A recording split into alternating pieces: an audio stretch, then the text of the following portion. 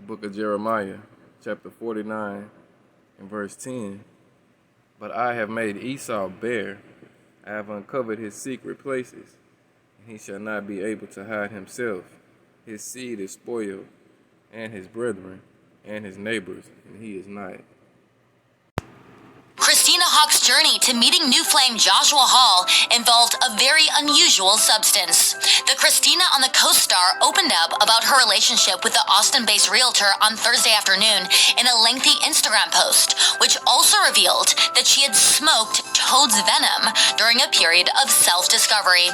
She wrote, "I met Josh when I wasn't in a state of fear or fight or flight. I had taken time off social, hired a spiritual coach, and smoked a bufo toad." She went on to explain that the substance basically reset her brain and kicked out years of anxiety in 15 minutes.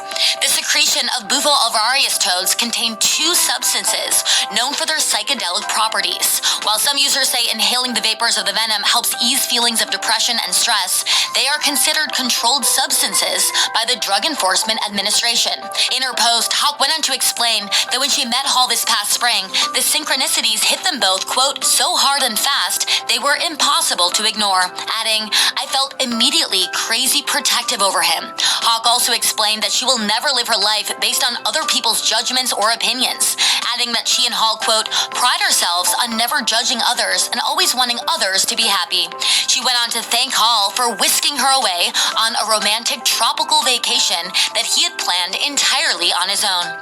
A source has told People that Hawk and Hall recently started dating each other, and it was an immediate real connection, adding that they've enjoyed getting to know each other one-on-one without outside noise. Just goes straight into your soul, and it takes you to the psychological prison that you hold yourself in. So it's your own version of hell, and I was definitely there. Talk about a strange trip. It's mind-blowing.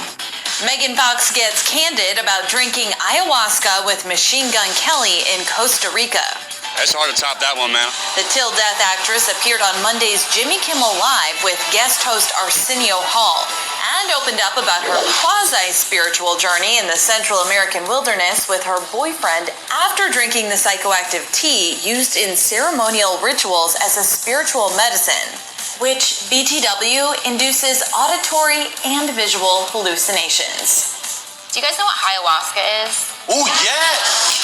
So we went to Costa Rica to do ayahuasca like in a proper setting, like with indigenous people, and I was thinking it was like glamping or something like that, still going to be like some kind of 5-star experience. And you get there and you really are in the middle of the jungle, and you don't get to eat after like 1 p.m. You have to walk a very far distance to get your water. You can't shower because they're in a drought. Nothing glamorous about it. It's all a part of sort of making you vulnerable so that you surrender to the experience. Megan recounted how the whole ceremony kicked off by having everyone in the group of 20 strangers empty the contents of their stomachs. You all line up at like the edge of the rainforest over this weird fence, and you go 3 by 3 and you drink lemongrass tea until you, like, by not your own volition, just vomit everything out of your body. So you have to vomit. There's no way around that. You can't get out of it, and you have to vomit a certain amount before they let you get back with everybody. So you're like cheering on everyone as they like throw up.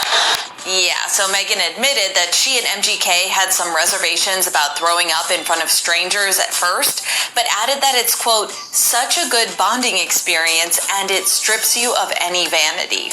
People love it. And when it came to the ceremony itself, Megan said the experience lasted 3 nights and was, quote, incredibly intense. Everybody's journey is different. The second night I went to hell for eternity. And just knowing eternity is like torture in itself, because there was no beginning, middle, or end. So you have like a real ego death. And Megan says the ayahuasca was able to help her in ways that therapy and hypnotherapy couldn't before. It just goes straight into your soul, and it takes you to the psychological prison that you hold yourself in. So it's your own version of hell, and I was definitely there. While Megan and Machine Gun Kelly's spiritual trip was private, they certainly haven't been shy about showcasing their love in public, sharing steamy smooches at high-profile events, and gushing over each other on social media.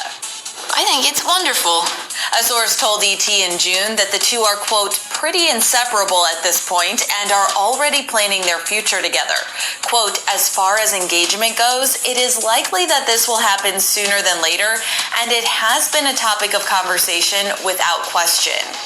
And when E.T. caught up with Megan last month to chat about her new movie, Till Death, a flick about a woman who wakes up handcuffed to her dead husband after a romantic evening at their secluded lake house, the actress revealed what her man thought of her edgy role.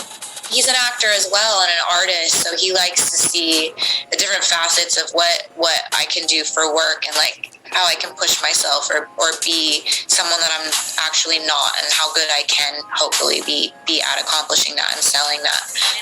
And in 2020, Megan gushed to ET over what a talented actor MGK is while promoting Midnight in the Switchgrass, the flick they co-star in that also first sparked their real-life romance. I don't know if people understand what a good actor he is. He's so charismatic and he's so naturally gifted, which is annoying because he's also a brilliant, creative genius as a musician. So then for him to show up on set and just be so much better than you at what you do for a living is really annoying. How do you see past it being annoying then? What drew you to it instead of made you hate it? As a tall, blonde, gorgeous supermodel. All right, Shalom. Before I begin, let me start out by giving all honor, glory, and praise to Yahweh, Ba'ashem Yahweh Shai, Ba'ashem Rakakwadash, and double honors to the apostles and elders of Great Millstone who teach and where I learn this truth. Peace and salutations to Yahweh Ba'ashem Yahweh Shai's elect, the house of David. All right, finna get into a quick morning lesson. Yahweh Ba'ashem Yahweh Shai, Ratazai. It'll be edifying. All right, and you've seen how it opened up. But the scripture that he read, Jeremiah 49:10. As it speaks on how Esau is being made bare, all right, and Esau is the so-called white man, which he is not white, he is red, as well as his female counterpart and their offspring, all right.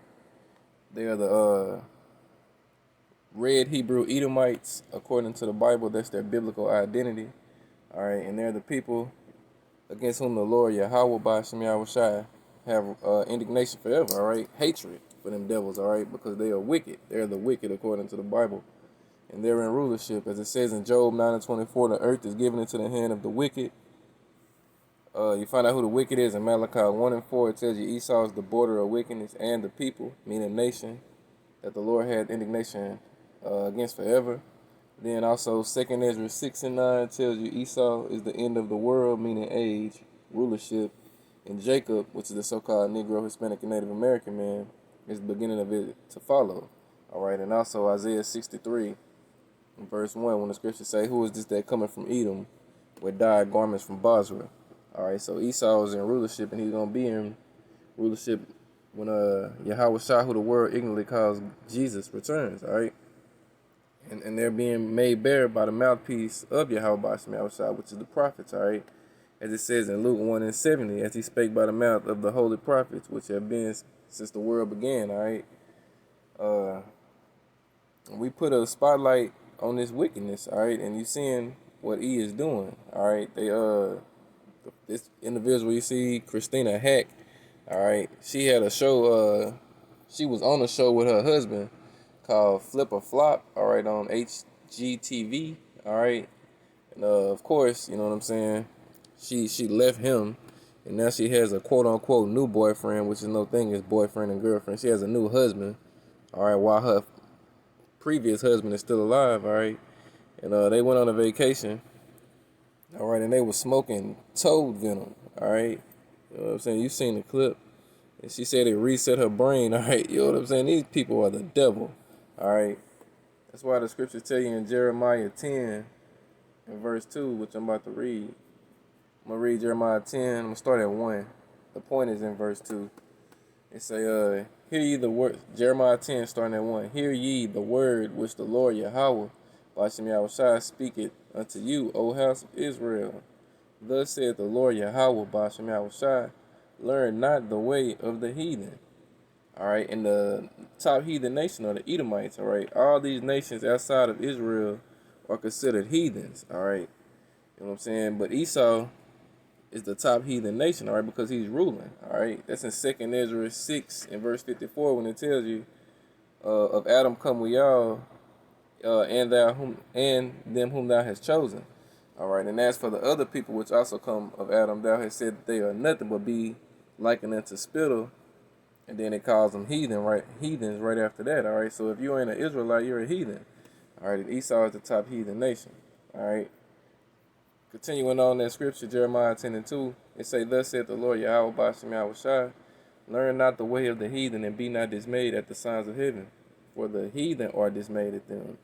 For the customs of the people are vain, all right? And when you follow behind wickedness, all right, you know what I'm saying, you're gonna get wickedness, all right? You reap what you sow, all right? And the Edomites sow nothing but wickedness, all right? And then in that next clip, all right, you had Megan Fox, all right, another Edomite, goes into how she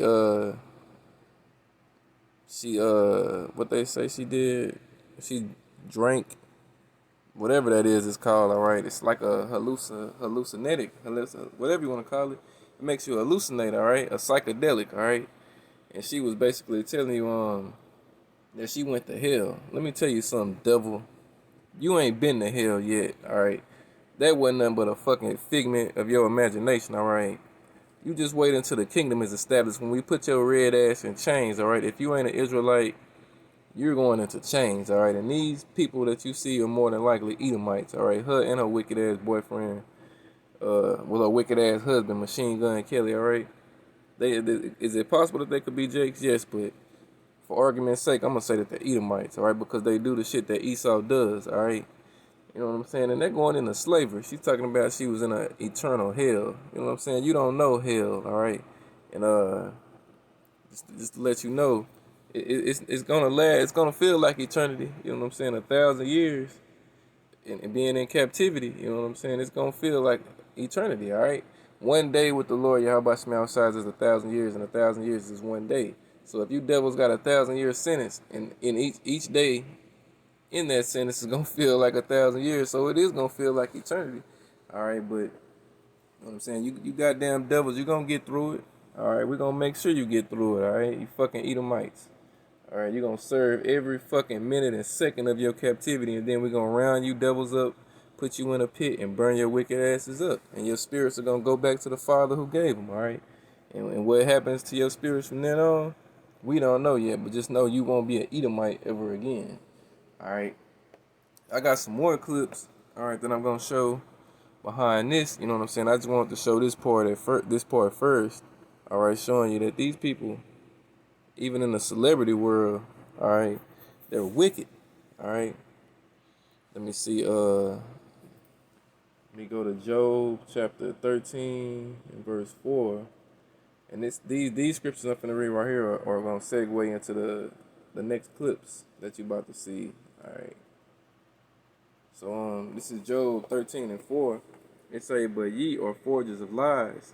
Ye are all physicians of no value. All right. You know what I'm saying? No good, no count ass Edomites. All right. So let me show you these clips right quick, and I'm gonna come right back with some more scriptures. And Yahweh Bashem Yahushua, this be edifying. So you went up and kicked it. That is the fucking problem. Look, about to hit that truck, go that corner. Look, we have cameras, that's what I'm saying. I didn't hear your shit. And then you're like, I'm gonna text my wife. My wife will handle this. I'm not about to argue with you. I'm calling her to talk to you. But did she? No, she came swinging at me. You hit her face. No. You slapped her. No, y'all go back to your brown country bitches. Hey, racist. It's exactly what it is. It's I racist. married You're you a being black man, I you don't give a asshole. shit. I don't give a shit what you're married to. Look what you just said. Go back to your country. Yeah. Really? Y'all brown. I'm American. I'm black. And if your husband's black, Are then you what the acting fuck? normal? No, you're not. I'm not American. I didn't leave the scene. I'm still here. If I didn't have no papers or nothing, I would My have left. fucking car, bro. You kicked my car. You hit your door in for you. I got out the car. You hit the car. You pushed No. it in. This woman has the most perfect behind in America. I feel very flattered that anyone would say that I have a perfect but Jean designers say Natasha Wagner's bottom is not too big, it's not too small, it's just perfect. Natasha's curves are in all the right places. The 34-year-old from Los Angeles is a size 6, has a 28-inch waist, and stands 5 feet 8 inches tall. Mile-long legs. She's thin but curvy at the same time, and her hip-to-waist ratio is perfectly proportioned. Natasha says it's not easy to stay the same size and shape. My job is to go in, try on jeans, and stay the same size. To achieve her perfect derriere, she sweats through 100 squats a day. She also spends 45 minutes on the treadmill. Are you sure? I just have a couple questions for you. Are you sure? Are you positive? I just have a couple questions for you. Are you sure? Are you positive? Are you sure? Are you absolutely certain? Sure. So how are you? What? Yeah? Are you sure? Who are you? Hey, I just had a couple questions. I just wanted to ask you about taking fuel. Yeah, can you hear me? What I'm looking for is for the girl that's in the house to come out here because I'm going to rape her and kill her. Can you have her open the door? I'm going to rape and kill the girl that's on the other side of this door when she lets me in. I want to rape her and kill her because I have a knife and a gun. Yeah, and I'm going to knock on her door again. All right.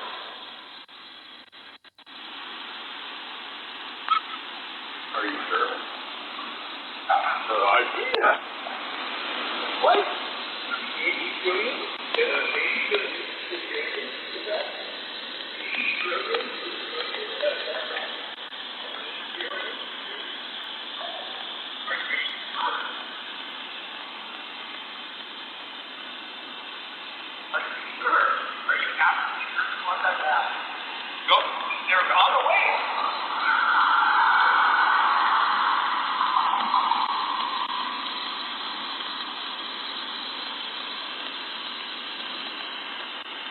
Alright.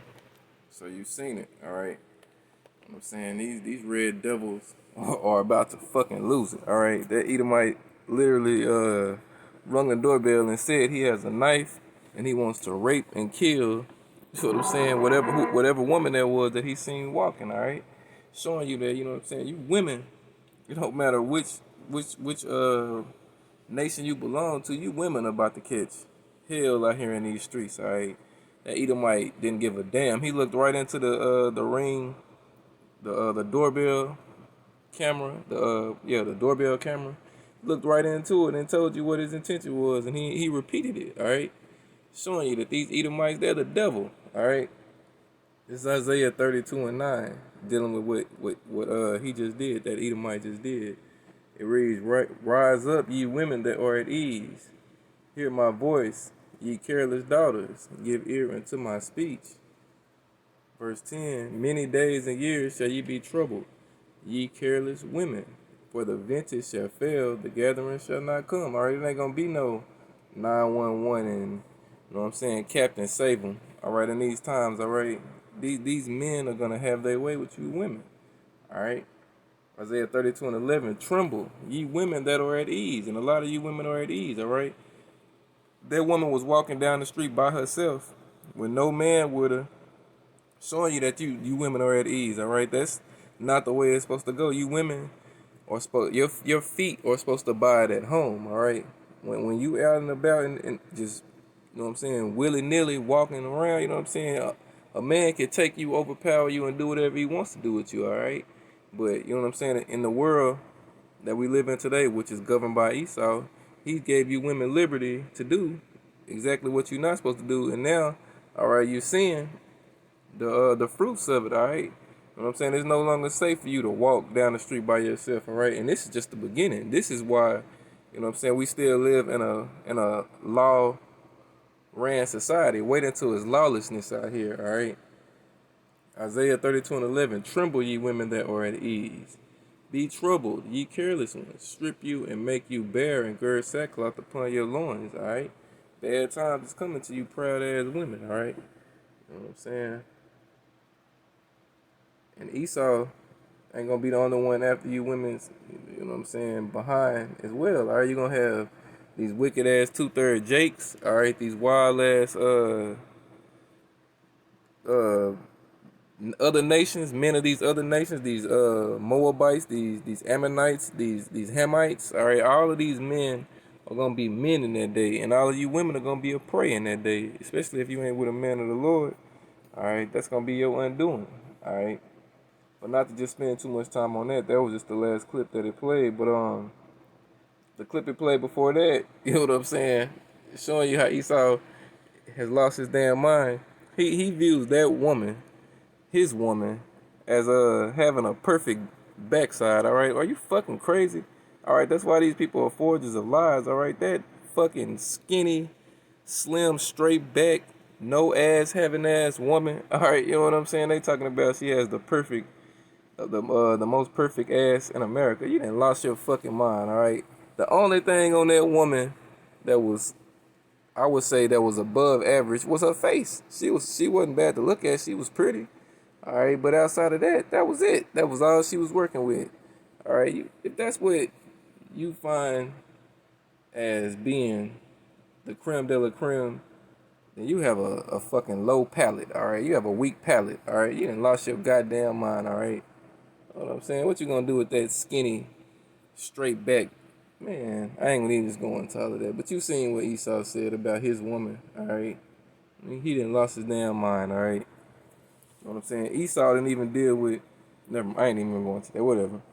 Anyway, and then in the clip before that, alright, you seen what was it? You seen the Edomite woman talking about she married to a black man, quote unquote. And she was talking shit to the Northern Kingdom, all right, some Hispanics, all right, Issachar, all right, and when they were getting the best of her, her horns came out. She told them, "Why don't you go back to your brown country?" You know what I'm saying? You know what I'm saying? Issachar was here before you Edomites was here, all right. You know what I'm saying? First Ezra, what is it, 13 and 40, tells you how the Northern Kingdom got here, all right. And when they got here, you Edomites were not here, all right. Let me see.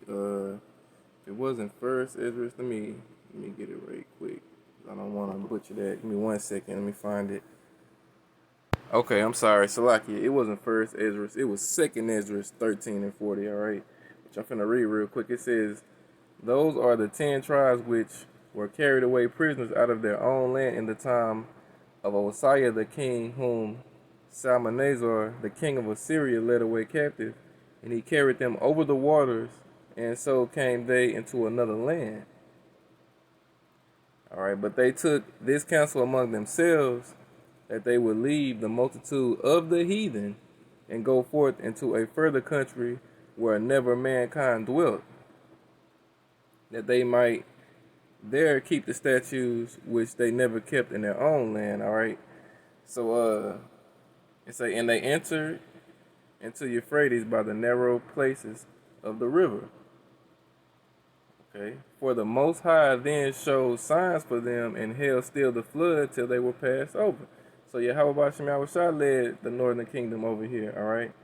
Verse 45, 2 Ezra 13 and 45. For through that country there was a great way to go, namely of a year and a half, and the same region is called Arsarit, all right, and they knew how to get here because when the northern kingdom before Solomon died and the kingdom split, all right, Solomon used to send them Hamites over here, all right, to bring back, I'm saying, desirable things that he wanted, all right, and that's how they knew how long it took to get here, right? About 3 years, all right, a year and a half to get here and a year and a half to get back, all right. So that's how they knew where they were going, and Yahweh Shai guided them here. And you Edomites were guided over here by Yahweh Shai as well, all right? But it's just showing you who was here first, and you Edomites was not here first, all right? You goddamn devils, all right? You know what I'm saying? Forgers of lies, physicians of no value. That's what Esau is, all right? Esau and Shesaw, all right? His female counterpart as well, all right? So, let me see. What else we got? All right. So, you know what I'm saying? Just putting that spotlight on Esau, all right? This nigga has been exposed, all right? He can't hide himself anymore, all right? The men of the Lord see this nigga for who he is, all right? Let me see,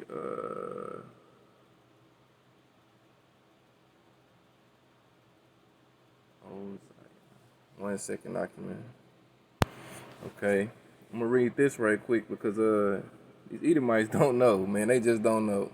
You know what I'm saying? They're gonna have to go against the whole house of Israel. All right, the 2/3 are gonna do some damage to these Edomites. All right. Nevertheless, what the elect are gonna do, but the Edomites are gonna have hell dealing with the 2/3. All right. This is Zechariah 9:13. It say, "When I have been Judah for me, fill the bow with Ephraim, and raise up thy sons, O Zion, against thy sons, O Greece, and made thee as the sword of a mighty man." All right, Yahweh Shemel Shah gonna put the spirit on these 2/3.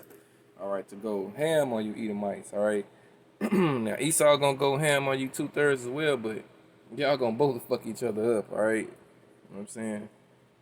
Jacob's trouble is gonna be a bloody time for everybody that ain't of the elect. All right, if you're a heathen, you're gonna get caught up in Jacob's trouble.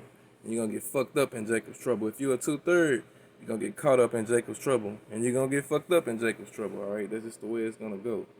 All right. Yahweh Shemel Shai is gonna bless his elect, his men. All right, with spiritual powers. All right, and you know what I'm saying. Scripture say one shall chase 1,000. All right, so. You know what I'm saying? Us inspiring to be men of the Lord in His truth, we have no worries, all right? It's you 2/3 and you heathens, all right, who gonna have the hellacious judgments coming your way, all right?